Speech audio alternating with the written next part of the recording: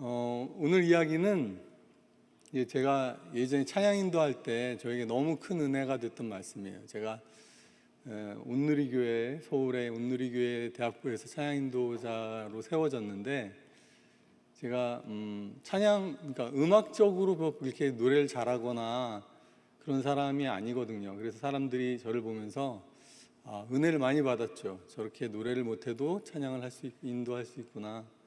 그런 이제 대표적인 사람이었는데, 그러니까 막 처음에 인도할 때는 특히나 막 주눅이 많이 들었었어요. 제가 사람들 눈치를 보기도 하고. 그래서 막 한 번은 진짜 노래 부르다가 삑 소리가 크게 났어요. 그래가지고 다 멈췄어요, 찬양이. 저의 그 삑사리 때문에. 그랬다가 다시 처음부터 부르기 시작하고, 정말 그날은 찬양 인도하고 내려가서 어디 숨고 싶더라고요. 근데 이제 그렇게 좀 불안불안하게 찬양 인도를 하다가 어느 집회 때 이제 찬양 인도를 하기 전에 준비 기도하잖아요. 이제 예배 시작하기 전에 이 예배팀끼리 모여서 기도할 때 이 말씀을 하나님이 주시는 거예요. 우리와 함께 있는 자들이 저들보다 많다. 그래서 이 말씀을 붙들고 기도하면 좋겠다라는 마음을 주셔서 계속 그 말씀만 붙들고 기도를 했는데, 올라갔는데 하나님이 너무 막 모든 사람들의 마음이 열리고 다 같이 기뻐하고 즐거워하고 누구보다 제 마음이 열려서 하나님께 예배할 수 있더라고요. 그래서 저에게는 굉장히 중요한 구절이죠. 그리고 그 구절이 열왕기하 6장 16절. 오늘이 며칠? 이제 뭐 마치 맞춤같이 저희 첫째 아들의 생일이 6월 16일. 오늘 저희 첫째 아들이 생일인 날이고, 이 열왕기하 기억하기 쉽죠? 6월 6장 16절. 우리와 함께 있는 자들이 저들보다 훨씬 많다. 여러분, 하나님의 사람들은, 성경에 나오는 하나님의 사람들, 또 교회에서 이렇게 교회 역사에 나온 하나님의 사람들은 세상 사람들하고 보는 눈이 다릅니다.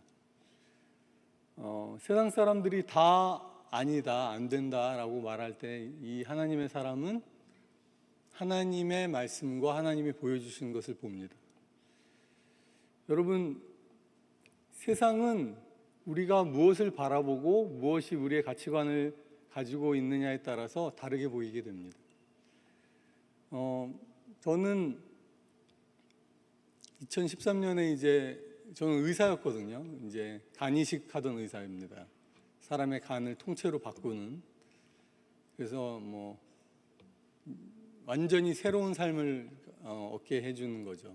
특히 저는 소아 간 이식하던 의사입니다. 아이들 막 1살, 2살 된 아이들도 선천성이나 이런 이유로 간이 망가지는 경우들이 간혹 있거든요. 1년에 많지는 않습니다. 대한민국 다 합쳐도 1년에 100명이 안 되죠.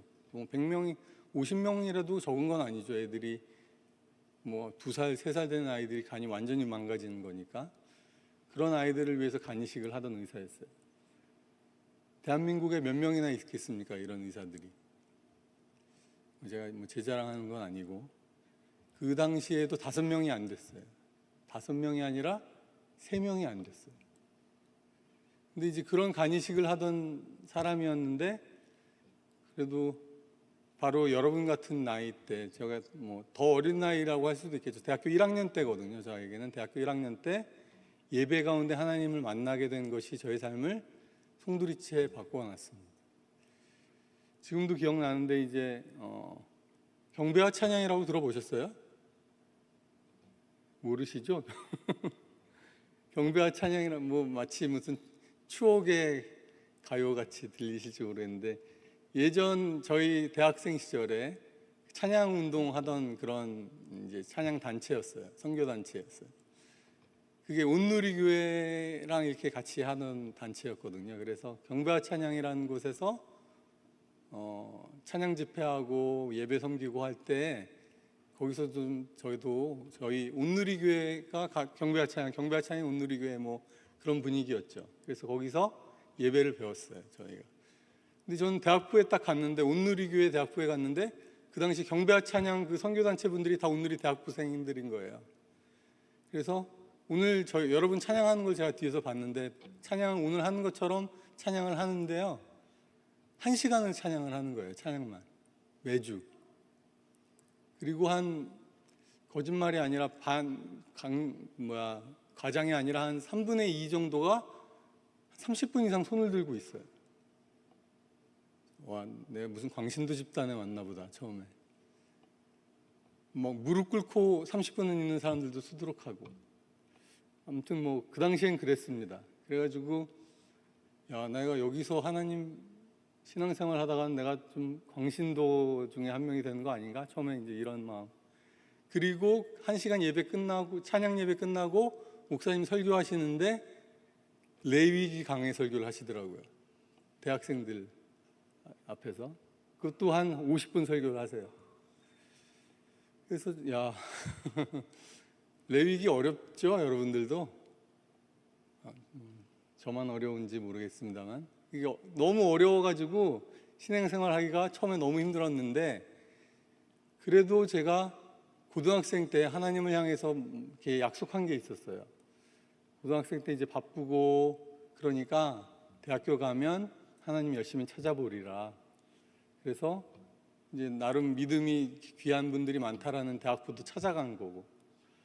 그래서 열심히 하나님 구했는데 반년 지나도 잘 모르겠더라고요. 근데 이제 가을이 됐는데 한 9월 이렇게 예배 드리는 와중에 하나님 임재가 느껴졌어요. 찬양 가운데. 지금도 그날이 기억나요. 그날이 주 여호와는 광대하시도다라는 노래를 부르고 있는 때였어요. 제가 그 노래를 그래서 너무 좋아하겠죠.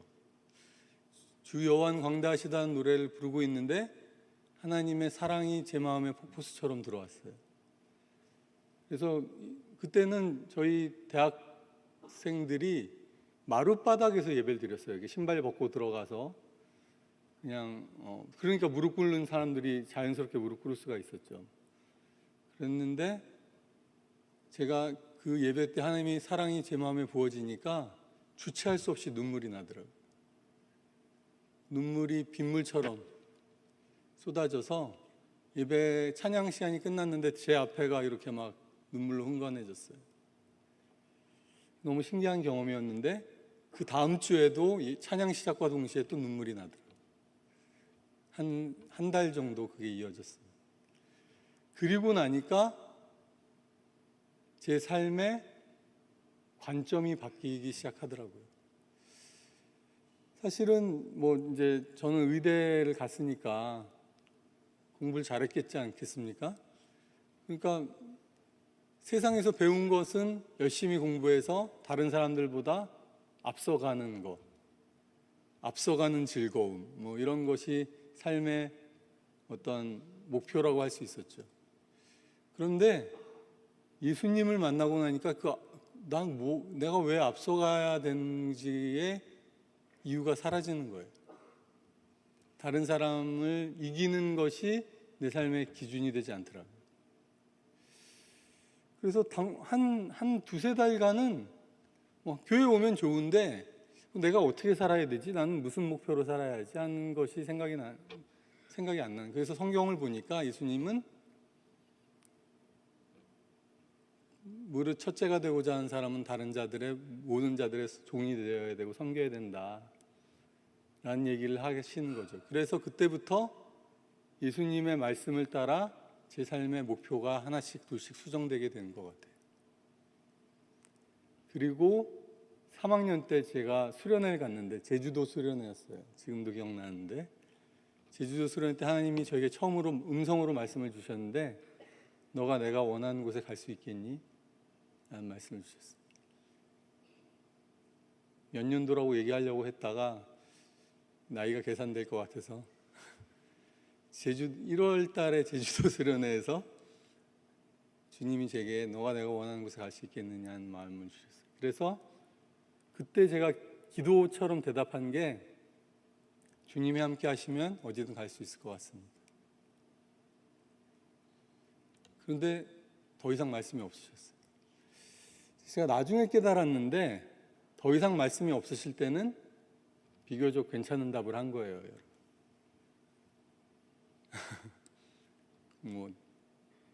제가 생각하기에는 괜찮은 답을 한 것 같아요. 여러분, 우리 인생은 무엇을 하고 어디로 가느냐보다 누구랑 하느냐가 중요합니다.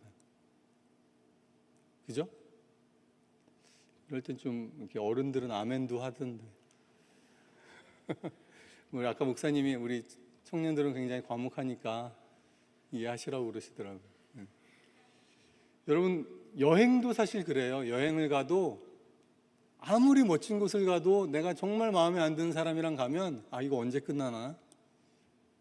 빨리 집에 가고 싶다. 이런 생각이 들더라고요, 실제로. 막 너무 좋은 곳에 갔는데 저희 대학 병원에 있을 때였는데 저희 병원 막 선배들이랑 지도 교수님들이랑 갔어. 제가 꼭 막내야.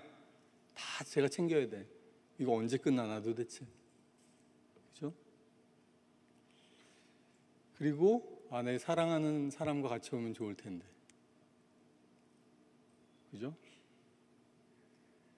인생의 걸음도 어디로 가느냐가 제일 중요한 것이죠.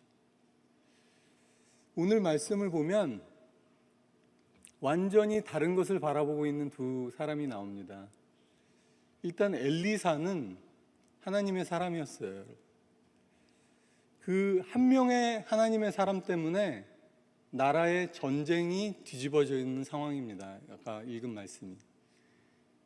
시리아가 이스라엘을 공격하는 상황인데 훨씬 병력도 뛰어나고 훨씬 병사도 많고 가볍게 이스라엘을 이길 수 있는 정도의 실력을 가지고 있어요. 세상적으로 보자면. 그 당시에 최고의 무기라고 할 수 있는 병거가 막 여러 개가 있고, 전차죠. 체리엇. 지금으로 하자면 뭐 비행기나 탱크 정도 되겠죠.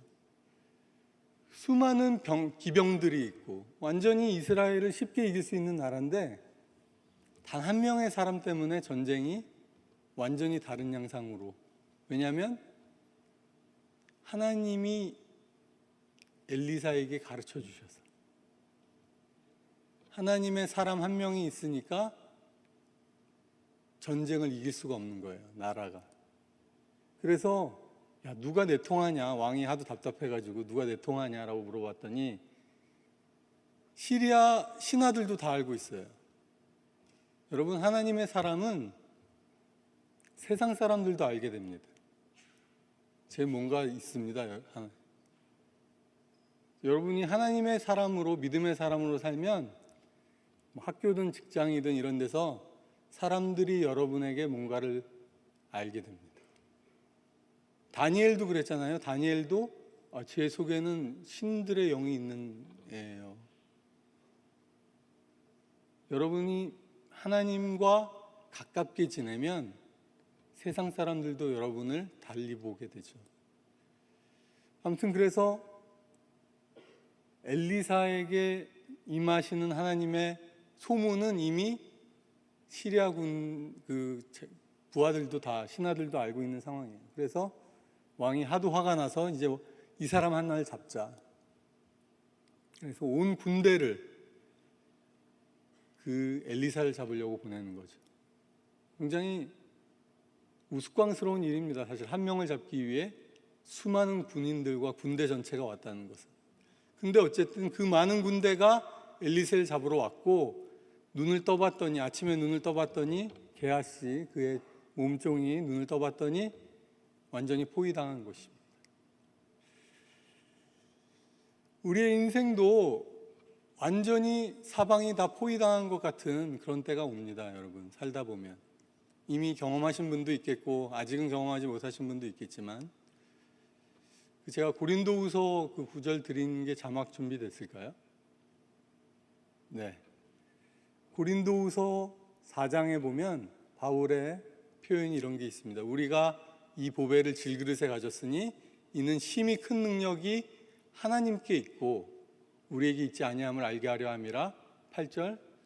우리가 사방으로 우겨쌈을 당하여도 쌓이지 아니하며, 사방으로 완전히 포위가 돼도 쌓이지 아니하며, 답답한 일을 당하더라도 낙심하지 아니하며, 박해를 받아도 버림받지 아니하며, 거꾸로뜨림을 당해도 망하지 아니하고, 항상 예수의 죽음을 우리 몸에 짊어짐은 예수의 생명이 우리의 몸에 또한 나타나기를 함이라. 아멘. 여러분, 첫 번째로 여러분에게 드리고 싶은 얘기는 하나님의 사람들에게는 완전히 사방이 다 막히고 우겨싼다 할지라도 쌓이지 아니합니다. 왜냐하면 하늘이 열려 있어요. 여러분, 세상 어느 곳을 보아도 해결이 나지 않은 것 같은 둘러싸인 상황에서 하늘을 보십시오. 제 인생 이야기를 여러분 아시는지 모르겠어요. 제가 간증을 보셨는지 모르겠는데, 제가 이티오피아에 2013년에 갔는데 1년 남짓 지났을 때 파킨슨병의 진단을 받았습니다. 파킨슨병이라고 들어는 보셨죠? 잘은 모르실지 몰라요. 이게 뇌의 특정 부위가 이유 없이 죽는 거예요. 그 뇌의 특정 부위는 도파민 호르몬이 분비되는 곳이에요, 우리 몸에서. 그래서 우리 몸에 도파민 호르몬이 부족하게 돼서 막 몸의 균형도 좀 없고 표정도 좀 부자연스럽게 되고 뭐 그런 여러 가지 증상이 나타나고요. 이게 뇌가 서서히 계속 죽어요. 그래서 나중에는 몸을 많이 쓰지 못하게 되기까지 합니다. 제 얘기하는 거예요, 제 얘기. 이제 제가 진단받은 지 10년이 돼 가고 있죠. 2014년에 진단받았으니까. 저는 그리고 이제 손떨림 증상이 심하게 오고요. 지금 많이 안 떠는 것 같은데 제가 이제 약을 매일 먹고 있어요. 도파민 호르몬을 먹는 거예요. 왜냐하면 파킨슨병을 치료하는 법은 아직 세상에 개발이 안 됐어요. 뇌가 죽는 이유를 모르는 거죠. 이유를 모르니까 방법도 모르죠. 그런데 뇌가 죽어서 생기는 결과 도파민 호르몬이 부족한 것을 보충해주는 약만 먹는 거죠. 그러니까 병을 근원적으로는 치료 못하고 병 때문에 생기는 그 불편함만 해소해 주는 거죠. 그래서 도파민 호르몬을 먹고 있고 그 용량이 계속 늘어나겠죠. 뇌가 조금씩 더 파괴가 되니까. 그런 상황으로 살고 있어요. 그럼 저는 그 아이들, 아까 말씀드렸지 2, 3살 뭐 한 요만한 아이들 놓고 수술하던 의사였거든요.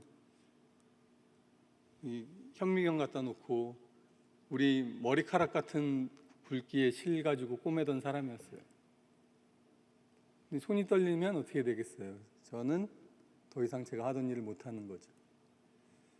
하나님, 제가 하나님께 헌신한다고 했는데 제 커리어가 끝이 난 것 같은 상황에 왔어요. 선교지로 가서 제가 갔던 그때가 나이를 결국 알게 되시겠네요. 10년 전인데 파킨슨병을 진단받은 그때가 40살 생일을 한 달 앞두고 있을 때였어요.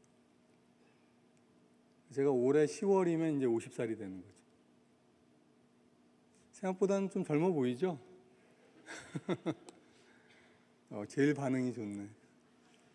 근데 여러분 혹시 아시는지 모르지만 파킨슨병은 보통 60세 이상의 어르신들이 걸리는 병이에요. 대부분. 그 노인들께서 걸리신, 뭐 60세 이상 요즘 노인도 아니시죠. 근데 어쨌든 약간 나이가 있어야 걸리는 병인데 40살 되기 전에 걸리는 사람은 거의 드물어요. 이제 선교지로 가서 그 병에 걸렸어요.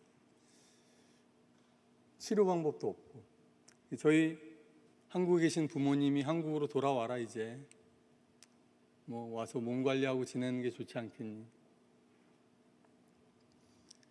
한국에 와서 진단을 받았고 치료약을 정하려고 기다리고 있는 상황인데 너무 황당한 거죠. 너무 세상이 나를 포위한 것 같은 느낌이 드는 거죠.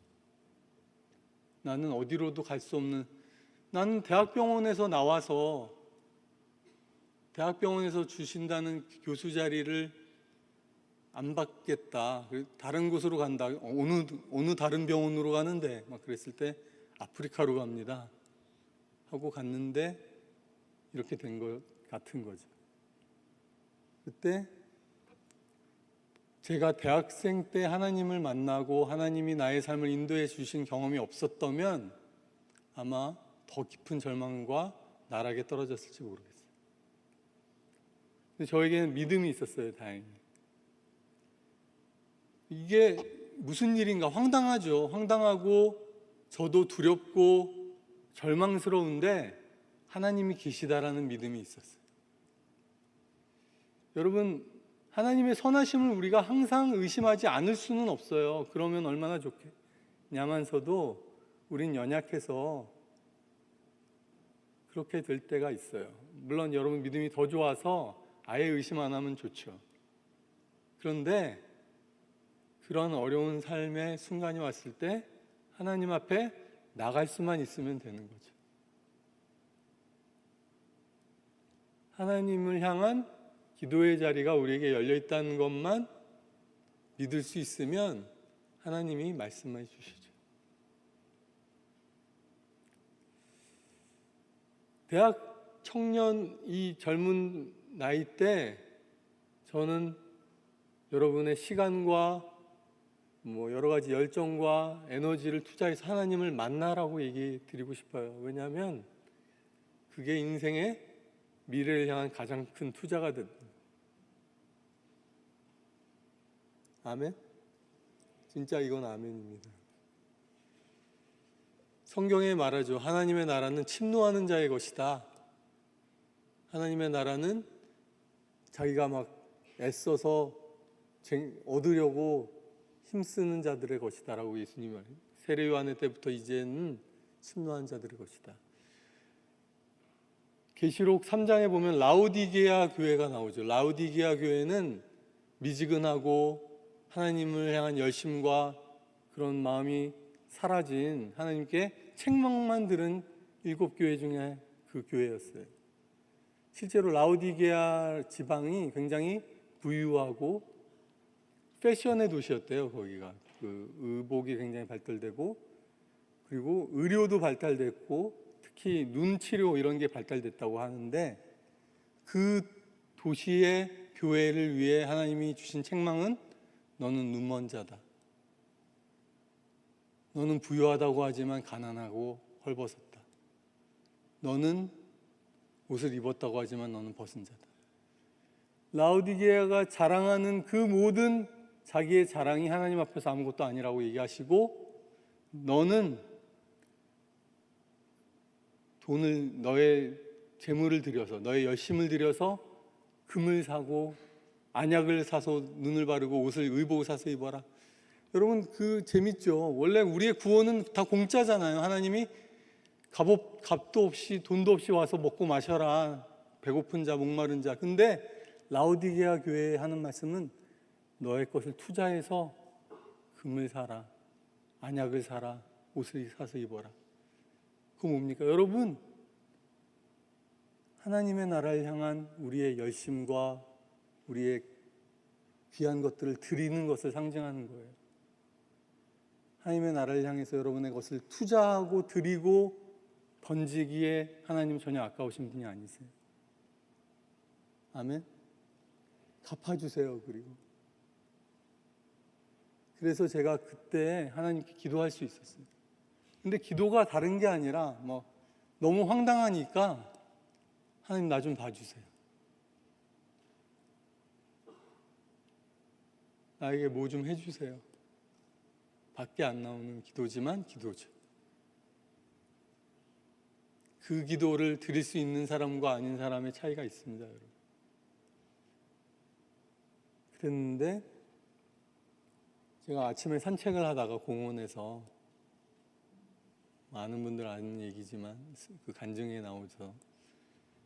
새벽에 공원에 그 산책을 갔어요. 산책 가서 기도도 하고 있는데 소나기가 쏟아져서 나무가 우거진 곳이 있어서 그 밑에 들어가 숨었어요. 잠시 비를 피하려고. 서 있는데 마음에 주시는 말씀이 들렸어요. 비가 와도 집에 가지 않아도 돼. 비가 와도 집에 가지 않아도 돼. 그래서 제가 아직도 에티오피아에 있어요.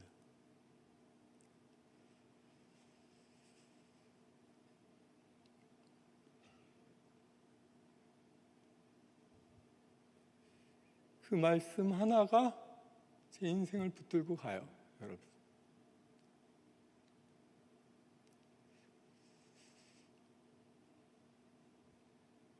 사람이 하나님의 입으로부터 나오는 말씀으로 산다.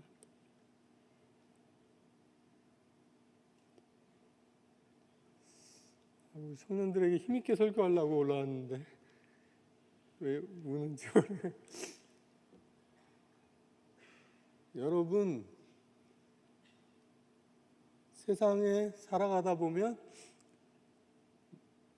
사방이 적으로 둘러싸인 것 같은 날들이 옵니다. 그런데 하나님의 사람은 그 너머에 계시는 하나님을 볼 수 있는 퍼스펙티브를 가지고 있는 사람이에요.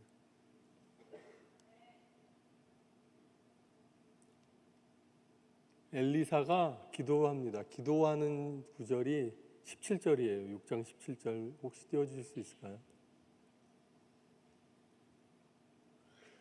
그렇게 자막이 잘 안 되나 보군요. 열왕기하 6장 17절에 보시면요.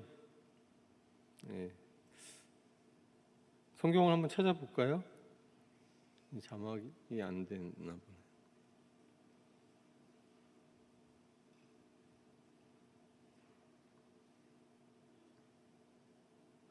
17절에 보면 기도하여 이르되, 개역개정으로 있습니다. 기도하여 이르되 여호와여 원하건대 그의 눈을 열어서 보게 하옵소서 하되 여호와께서 그 청년의 눈을 여시매. 그 청년의 눈을 여시매. 여러분, 하나님이 우리 눈을 열어주시면은 보는 게 달라지고 우리의 삶이 바뀝니다. 에베소서 1장에 보면 지혜와 계시의 영을 주사 하나님을 알게 하시기를 원하노라. 그리고 너희의 마음의 눈을 밝혀주사 하나님을 알게 하시기를 원하노라. 여러분, 이 지혜와 계시의 영, 하나님의 영, 아까 다니엘이 신들의 영으로 가득 찬 사람, 세상을 우리가 무엇으로 이깁니까? 스펙, 실력, 그것도 좋지만 하나님의 사람들은 하나님의 영감으로 이깁니다. 하나님의 안목으로 이기는 것입니다. 믿음으로 이기는 것입니다. 보지 못한 것의 증거, 바란 것의 실상인 믿음을 가지고 이기는 것이죠. 아멘. 다윗의 이야기 제가 드린 구절은 띄워질 수 있을까요? 사무엘상 17장. 다윗도 또 그런 사람 중에 하나였습니다. 다윗은 아버지가 시킨 심부름으로 음식 배달하러 형들을 찾아가죠. 전쟁터에. 근데 날마다 나와서 이스라엘 백성을 조롱하는 거인 골리앗을 봅니다.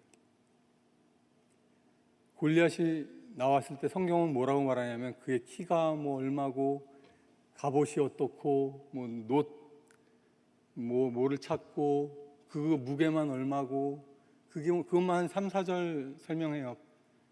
그 골리앗의 스펙을 설명하는 것만. 그리고 그가 날마다 나와서 이스라엘 사람들을 개처럼 조롱하는데 이스라엘 사람들이 벌벌 떨고 앞에 나서는 자가 없는 거예요. 이런 형국이 요즘 세상 아닌가? 저는 그런 생각도 들더라고요. 세상의 위용과 세상의 화려함 속에서 하나님의 사람들이 침묵하고 있는 시간 아닌가? 근데 다윗이 아까 띄워줬던 구절 45절 골리앗과 맞서 싸우겠다고 나가면서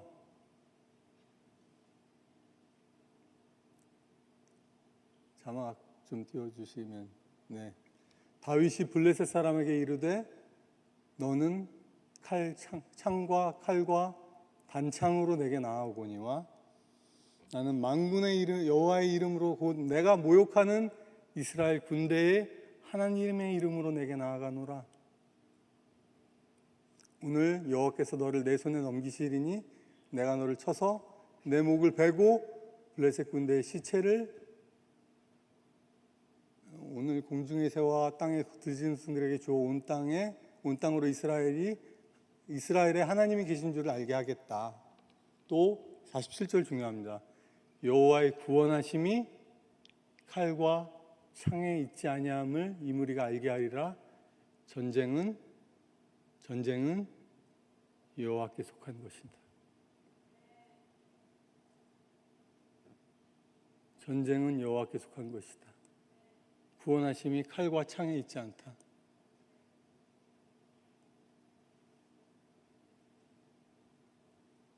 하나님께서는 신기한 방법으로 하나님의 사람들을 다루십니다. 저에게도 제가 이렇게 좀 붙들고 의지하던, 저에게 굉장히 중요하다고 생각했던 것이 사라졌죠. 기드온에게도 하나님 나타나셔서 이스라엘 백성들이 전쟁에 나가려고 하는데 희한하게 하십니다. 어떻게 하시죠? 3만 명의 군대가 모였는데 너무 많어. 전쟁을 하려고 하는데 너무 많다는 거예요. 군대가 줄여 10,000명으로 줄였어요. 너무 많어. 난 너희랑 함께 할 수 없어. 얼마까지 줄이시냐면 300명. 하나님 우리를 낮추시고 우리를 마치 힘을 뺏는 것 같은 일이 일어납니다. 세상은 어떻게 말합니까? 갖추고 더 이렇게 장착하고 가지고, 그죠? 그런데 솔로몬에게도 하나님 말씀하셨죠. 병사를 너무 많이 두지 말아라. 마병을 너무 많이 갖지 말아라. 여러분 열심히 공부하고 스펙을 갖추고 이런 거 하지 말라는 의미는 아니고, 여기의 핵심은 뭡니까? 우리의 생사 화복이 주님의 손에 달려있다는 것이죠. 여러분 아무리 스펙을 갖추고 어떻게 해도 우리의 힘으로 안 될 것 같은 상황들이 옵니다. 세상 살다 보면. 그런 상황이 오든 안 오든 상관없이 이 믿음이 우리에게 있다면 어떤 상황에든 우리 하나님의 영광을 볼 수 있을 것입니다.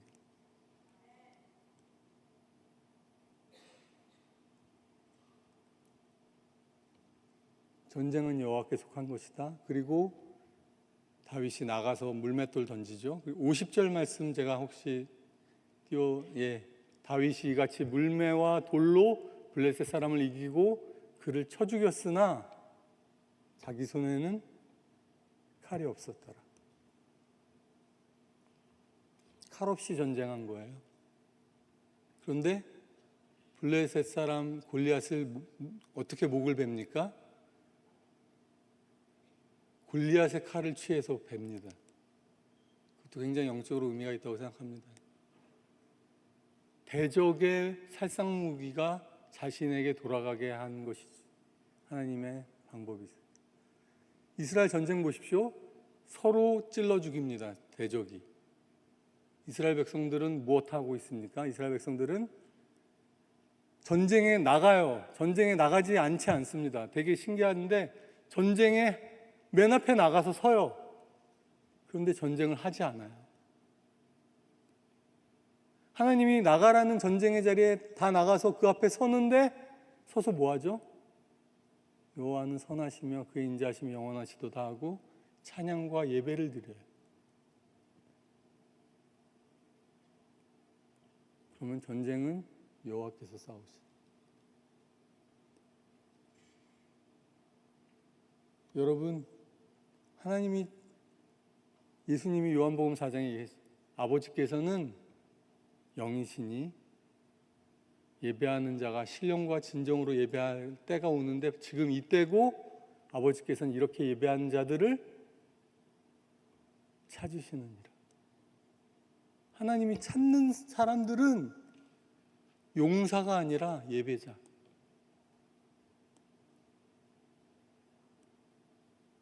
용사가 아니라 하나님 앞에 신령과 영과 진리로 예배하는 자들을 찾으시는 것이죠. 아멘. 네, 한 구절 더 있습니다. 다니엘의 세 친구들 이야기, 다니엘 3장. 네, 저는 이 다니엘 3장 볼 때 한 가지 궁금한 게 있어요. 이게 사드락, 메삭, 아벳느고 이야기거든요. 근데 다니엘은 어디 있었지 이때? 다니엘은 휴가 갔나? 우스갯소리로 하는 거예요, 이거는. 아니, 세 친구들이 왕의 신상에게 절 안 해가지고 지금 잡혀가지고 불에 던져지는 이 중차대한 상황에 다니엘이 없잖아요, 여기 지금. 그리고 말도 없어요. 다니엘은 뭐 어디 갔다, 뭐 해외 파견 갔다. 그냥 아마 해외 근무 간 것 같아요, 제 생각에는. 어쨌든 왕이 법규를 정하고 사람들의 꼬드김에 넘어가서 왕이 세운 신상에게 절해야 된다. 아니면 풀무불에 던져놓는다. 황당한 거죠. 저 뭐 피리, 수금 뭐 이런 걸 들을 때에 16절 내가 만든 신상 앞에 절하. 예, 너무 빨리 넘어갔어. 신상 앞에 절하면 되는데 절 안 하면 풀무불에 던져 넣을 것이다. 절하지 않으면 여기 중요한 얘기가 있죠. 능히 너희를 내 손에서 건져낼 신이 누구겠느냐. 거의 도발이죠. 왕의 도발이죠. 내가 너를 던져 놓을 건데, 불 속에 던져 넣을 건데 능히 어떤 신이 너희를 건져낼 수 있느냐? 라는 질문을 했어요. 대답을 보겠습니다. 사드락과 메삭과 아벳느고가 왕에게 대답하여 이르되 왕이여, 이 일에 대하여는 우리가 대답할 필요가 없나이다 하면서 대답해요. 그죠? 어쨌든 할 얘기가 없다 사실은. 그런데 굳이 얘기하자면 하나님이 계시면 풀무 가운데서 우리를 건져내시겠고 왕의 손에서도 건져내실 수 있는 하나님입니다. 그러나 더 놀라운 대답이 여기 있죠. 그렇게 하지 않으실지라도 우리는 왕이 섬긴 신도 섬기지 아니하고 절하지도 않을 것입니다.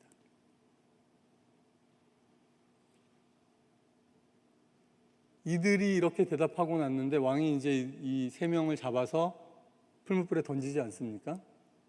근데 하나님이 건져내십니까? 거기서?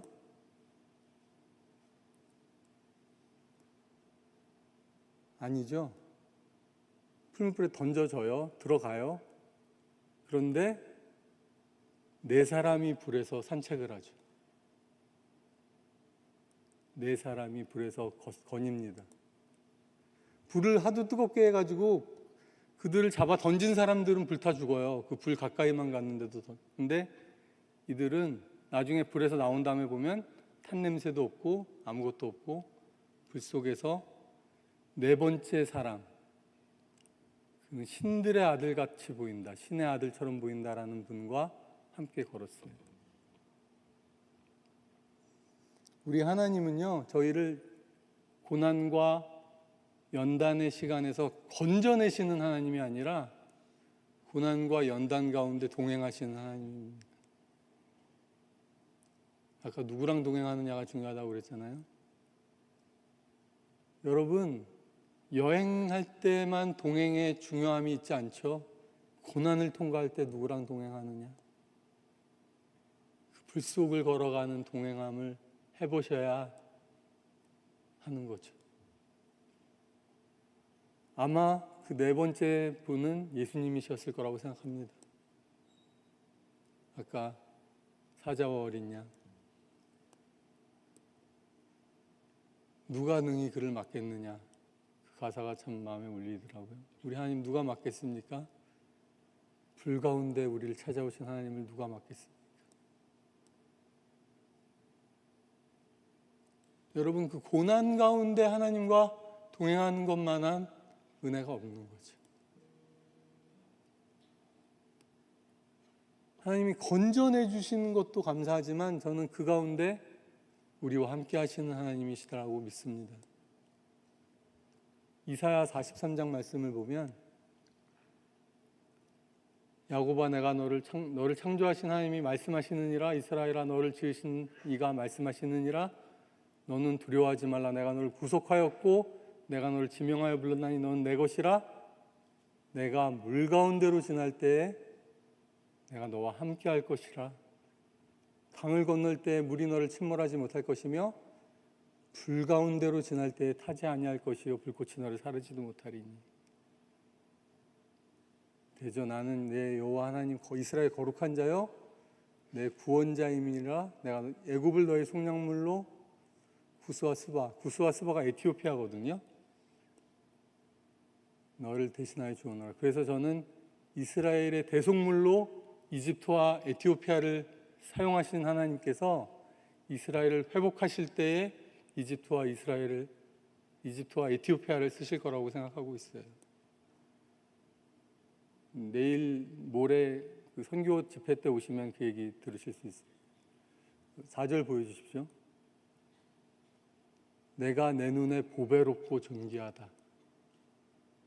그리고 하나님의 이 말씀, 내가 너를 사랑하였다.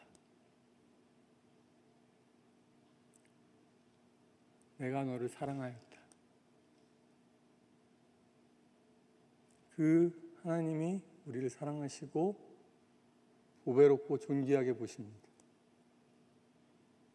여러분, 어떠한 상황에도 우리가 가슴을 펼 수 있는 이유가 여기 있습니다.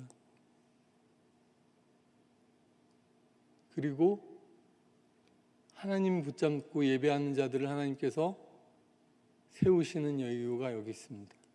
그래서 마지막 구절, 사실은 제가 이 구절을 본문 말씀으로 드렸는데 역대하 16장 9절 한번 같이 읽어볼까요? 이거는 같이 합독해볼까요? 같이 시작. 주님께서는 그 눈으로 온 땅을 두루 살피셔서 전심전력으로 주님께 매달리는 이들을 힘있게 해주십니다. 네, 여기까지만 읽으면 됩니다. 뒷부분은 다시 띄워놔 주십시오. 한번. 주님께서는 그 눈으로 온 땅을 두루 감찰하사 두루 살피셔서, 표현이 저는 너무 좋아요. 이 표현이 전심전력으로 주님께 매달리는 이들을 힘있게 해주십니다. 제가 이제 의대를 졸업하고 오랜만에 제 의대 동기들을 만났어요. 얼마 전에. 근데 제가 보고 그러더라고요. 야, 너 대학생 때는 너 거의 신학생이었잖아. 너는.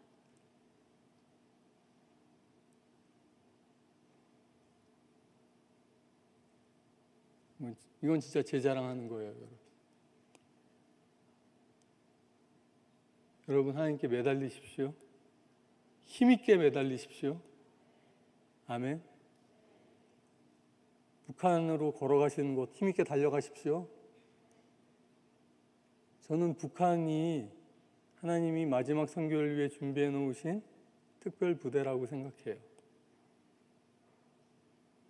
북한의 형제자매들만이 선교할 곳들이 있을 겁니다. 근데 통일이 안 되고 있는 이유는 한국 교회가 북한 사람들 다 망칠까 봐. 한국의 교회가 준비돼야 통일이 옵니다. 북한의 지하교회 분들의 믿음이 스포일 될까 봐 라고 저는 생각해요. 여러분, 통일을 준비하는 여러분 되기 원합니다. 저는 물론 대한민국이 하나님의 영광스러운 나라 되는 거 중요하지만 하나님 나라를 위해서 쓰임받는 대한민국으로 세우셔서 주님이 다시 오는 게 제 삶의 이유고 목표입니다.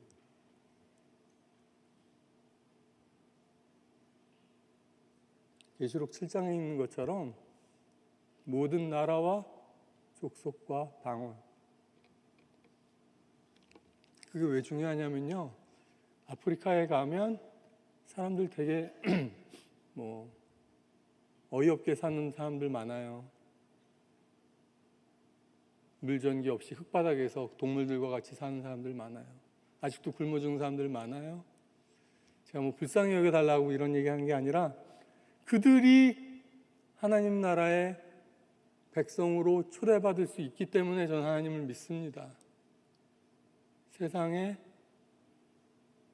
잘 사는 나라만 하나님이 초청하고 초대하는 것이 아니라 지금요 아프리카가 크리스찬이 제일 많은 대륙이 된 지 벌써 5년이 넘었어요. 2050년인가 되면은 전 세계 복음주의 기독교인의 절반이 아프리카에 있게 될 거라고 합니다. 하나님 연약한 자들을 들어서 이제 아프리카 선교사가 한국을 선교하러 올 겁니다. 어쨌든 우리가 하나님을 힘있게 매달리고 의지하는 저와 여러분 되기 원하고 쓰임받고, 여러분 하나 때문에 이 세상의 전쟁이 뒤집어지고 영적 기류가 바뀌고 이런 좀 쌈박한 청년들 다들 되시기를 주의 이름으로 축원합니다. 한번 일어나서 찬양해 볼까요? 찬양을 같이 하면서. 여러분, 불은 연단을 상징합니다. 불은 우리를 정결케 하는 것을 상징합니다. 다니엘서에 나오는 그 불, 예수님은 불과 성령으로 우리에게 세례를 주시는 분. 여러분, 연단이 없으면 인격이 만들어지지 않아요. 인격이 만들어지면 거기에 소망이 났습니다. 여러분의 삶에 하나님만이 주신 거룩한 흔적들이 새겨질 수 있기를 축원합니다. 그래서 세상 다 막혀도, 우겨쌈을 당하여도 쌓이지 아니하고, 거꾸러뜨림을 당하여도 버림받지 아니하고, 예수를 늘 내 삶에 짊어지는 저와 여러분 되기를 원합니다. 아멘. 같이 한번 찬양하고 기도하겠습니다.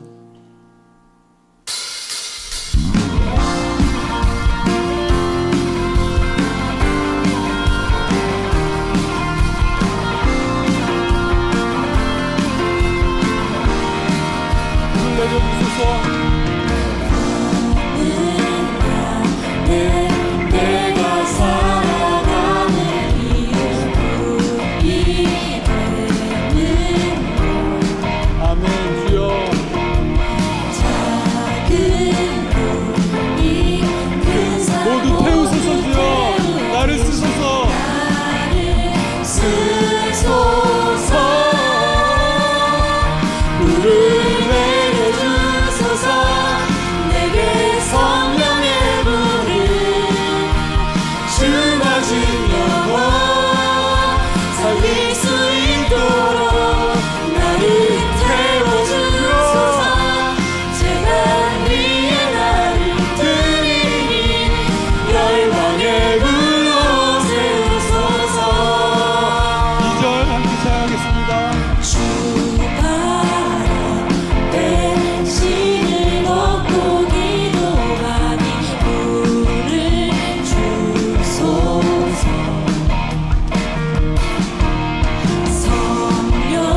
성령으로 연단받은 불의 사랑 내게 하소서.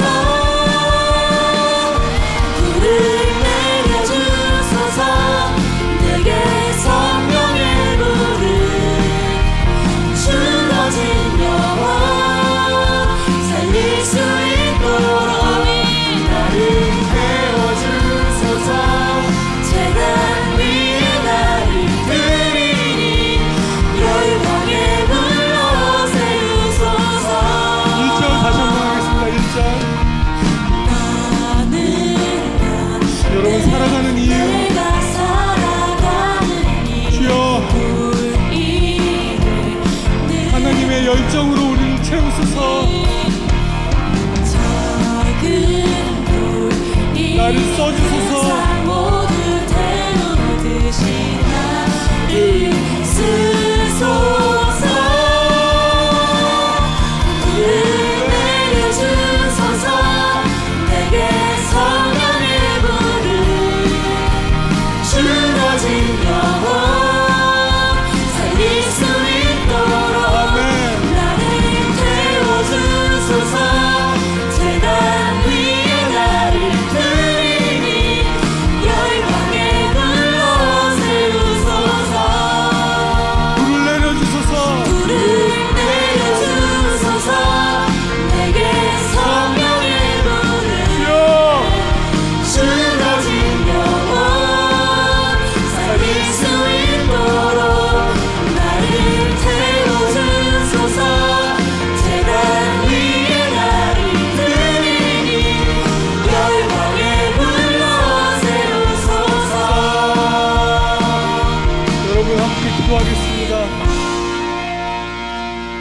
함께 주의 이름 부르고 구하기 원합니다.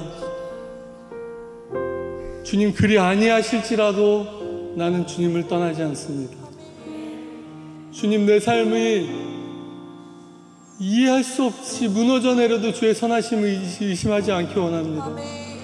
아니, 의심할 수 있지만 하나님 앞에 매달리기를 원합니다.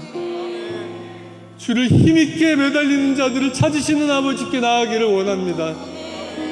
주님께 보배로운 믿음으로 세상을 이기는 한 사람 되기 원합니다. 같이 한번 구하며 주 예수의 이름 부르짖으며 한번 기도하겠습니다.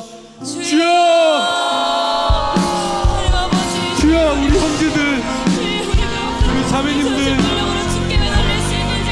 사방에 우겨싸임을 당하는 상황 가운데 주님, 이 믿음 주시옵소서. 눈을 열어주소서. 눈을 열어주소서. 주여, 우리를 둘러싸고 있는 불병거와 불만, 불병거와 불만을 보게 하여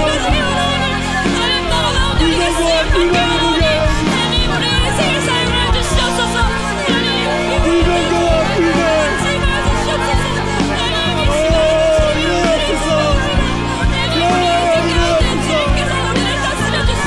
우리의 나라에 주소서.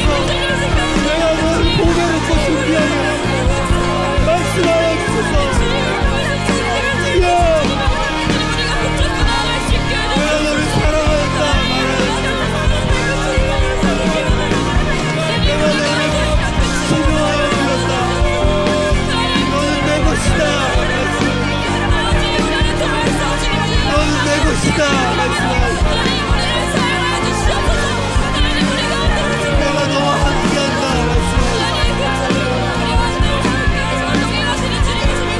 내가 너와 함께한다.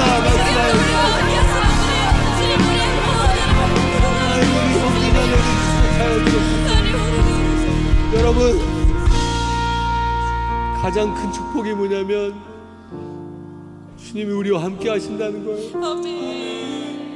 주님이 세상 끝날까지 항상 우리와 함께 하신다는 거예요. 그 이상도 그거보다 더 큰 권세도 없어요. 그리고 주님 말씀하셨어요. 너는 내 것이다. 너는 내 것이다. 의심하지 말고 주께로 그저 매달리고 내 삶 받아주십시오 고백하는 저와 여러분들이 원합니다. 주님 한번 부르며 고백하기 원해요. 주님, 나를 붙들어주다 기도하기 원합니다. 주여,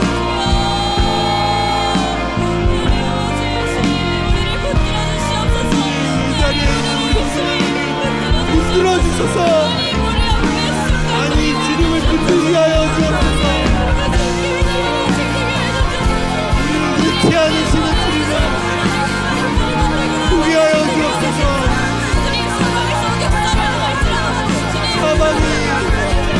사방을 막힌 것 같은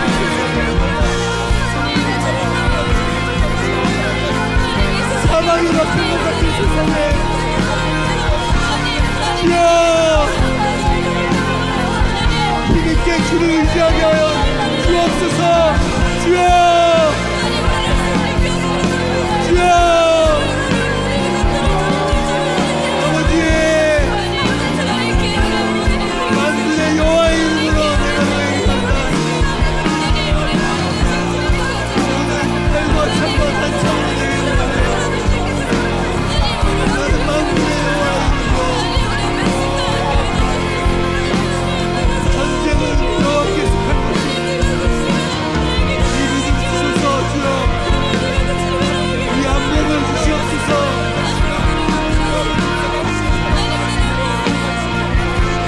이 안목을 주시옵소서. 주여, 주여, 불 가운데 두려워하지 않게 하옵소서. 두려워하지 않게 하옵소서.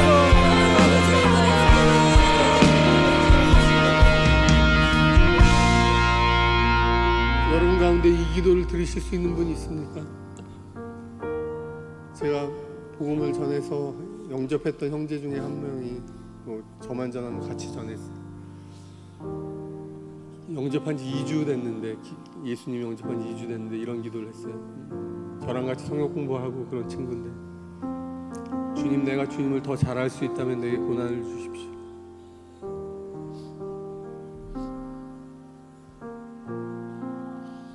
주님, 내가 주님을 더 알기 원해서 필요하시다면 내게 고난을 주십시오.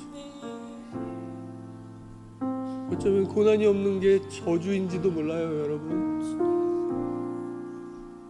하나님 우리에게 동행을 약속하셨지 대로와 평탄한 길을 약속하지 않으셨어요. 여러분 가운데 이 기도 믿음으로 드릴 수 있다면 주께서 은혜 주시리라 믿습니다. 여러분, 저도 두려워요. 지금보다 더 몸이 나빠지면 어떡하나? 저도 두려워요.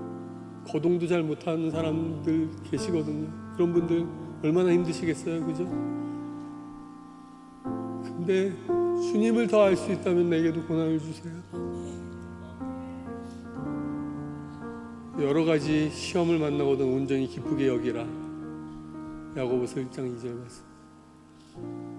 하나님, 내가 주님 알기 원해요. 그것이 빌립보서 3장의 바울의 기도죠. 내 생에 가장 귀한 것 주 예수를 아는 지신. 주님 알기 원해요. 주님 더 붙들기 원해요. 필요하면 내게 고난을 주소서. 한번 주여 부르고 기도하겠습니다. 주여! 아버지, 우리 청년들이 고난을 통과하게 하소서. 불을 통과하게 하소서. 저도 마다하지 않겠습니다. 우리로 주를 보게 하소서. 주와 동행함을 경험하게 하여 주옵소서. 주와 동행함을 경험하게 하여 주옵소서. 주와 동행함을 경험하게 하여 주옵소서. 주와 동행함을 경험하게 하여 주옵소서. 주여, 이런 자매들을 믿음의 용사로 삼아 주옵소서. 주를 힘있게 의지하는 공의를 준비하고 주의 오심을 예비하는 주의 형제자매들과 없어서 주여, 축복합니다. 우리 믿음의 소명입니다. 주여, 기름 부으소서. 능하게 하소서. 승리케 하소서. 주께 나아오게 하여 주옵소서.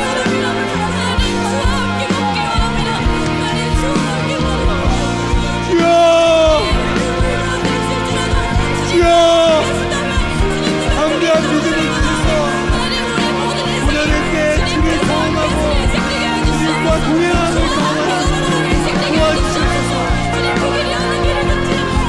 하나님이 쓰시는, 하나님이 기뻐 받으시는 산 제사를 도와주셔서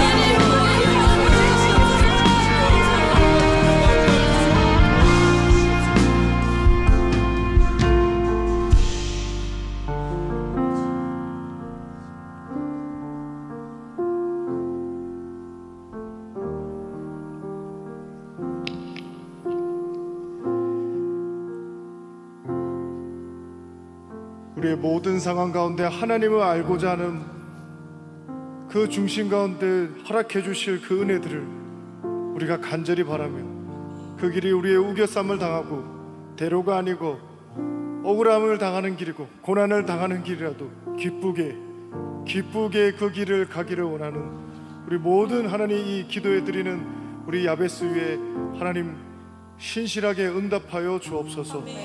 성공을 위해서 살지 않고 주님 사랑하기 위해서 살고 우리의 잘됨을 위해서 살지 않고 주님 더 알기 위해서 살고 그것이 어떠한 길이든 십자가 가신 그 예수 그리스도처럼 우리도 기꺼이 그 길을 기뻐하며 나아갈 수 있는 믿음의 결단들이 일어날 수 있도록 주님 은혜 더하여 주옵소서.